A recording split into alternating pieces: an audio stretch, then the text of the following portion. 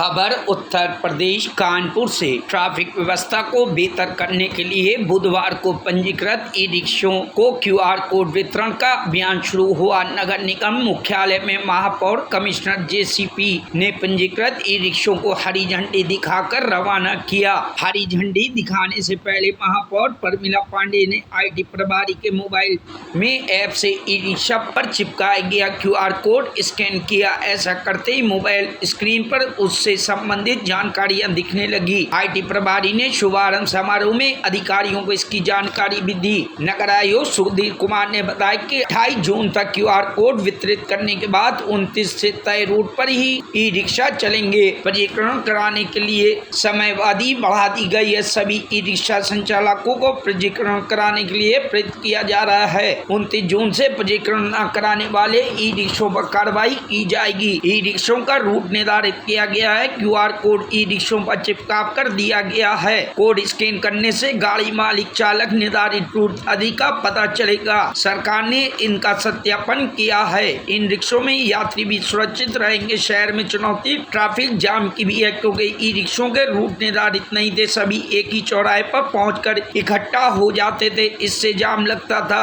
प्रयास है कि ई रिक्शा संचालक पंजीकरण कराएं। ऐसा न करने पर सख्ती भी होगी। ई रिक्शा संचालकों को मेडिकल इंश्योरेंस सहित अन्य कल्याणकारी योजनाएं से जोड़ा जाएगा। नगर आयुक्त ने बताया कि 7500 ई रिक्शों का पंजीकरण हो गया। जिन 10 स्थलों पर कैंप लगे थे, उन्हीं स्थानों पर उन्हीं 10 दिन तक क्यूआर कोड बांटे जाएंगे। इसके लिए 120 रुपए का शुल्क लिया जा रहा है। पंजीकरण अभियान जारी रहेगा, इसके बाद सख्ती करेंगे। कानपुर महानगर में ये पहल हुआ है।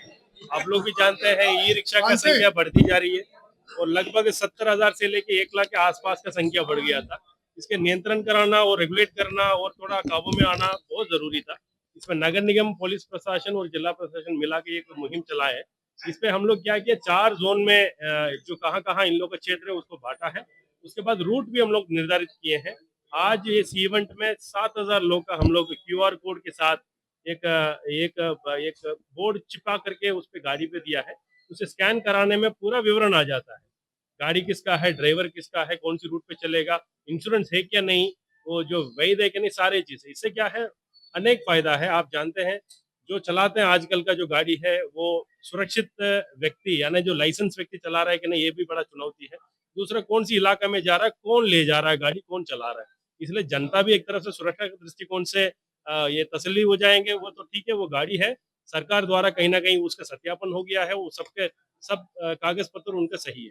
दूसरे बहुत चुनौती हम लोग का ट्रैफिक जाम में है। हर चौराहे में आप देखेंगे कहीं ना कहीं जाम लगता है, ताकि उसको रूट निर्धारण नहीं करते हैं, सब लोग एक ही जगह पहुंच जाते हैं एक ही समय में। इसको अभी धीरे धीरे इन्फोर्स करेंगे ताकि रूट वाइज बढ़ जाएगा। ट्रैफिक समस्या से काफी राहत मिलेगा। मैं आपसे भी निवेदन करता हूँ, ये पहल हम लोग कानपुर नगर में शुरू किए थे। आप लोगों के सहयोग से इसको पूरा कराना है, सफलतापूर्वक भी कराना है।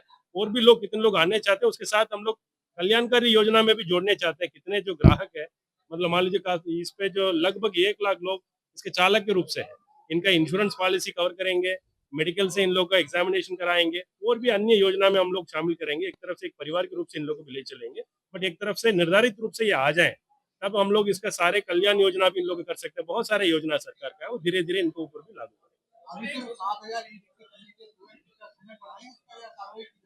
अब दोनों तरफ चलेगा। हम लोग प्रयास कर रहे हैं तो हम लोग वॉलंटरी रूप से आ जाए, ताकि ये भला तो दोनों का है। हम लोग प्रयास कर रहे हैं तो वॉलंटरी रूप से आकर के अपने आप पंजीयन हो जाए। फिर शक्ति भी करना पड़ेगा धीरे धीरे करके, तो हम करेंगे। अभियान देखिए लगातार चलेगा, तब तक पूरा एक भी गाड़ी रजिस्टर नहीं होगा, तब तक अभियान हमारे जारी है।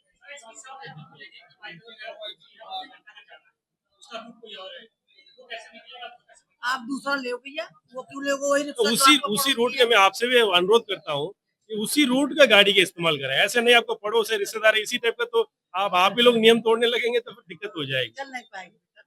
Bureau report, news hub Bharat.